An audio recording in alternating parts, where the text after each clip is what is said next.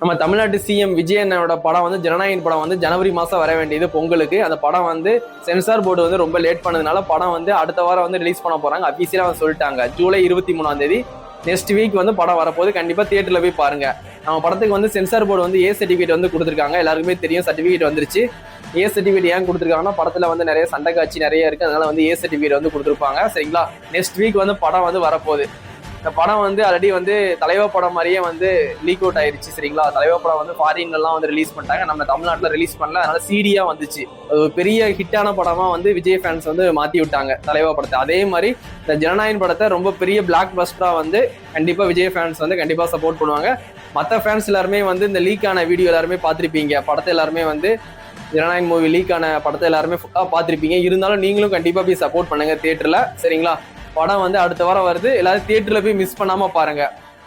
அது மாதிரி ரசிகர் ஷோ வந்து நிறைய பேர் வந்து கேட்குறாங்க என்கிட்ட. எனக்கு தெரியல ரசிகர் ஷோ வந்து 4 மணி ஷோவா இல்லை 9 மணி ஷோவான்ட்டு.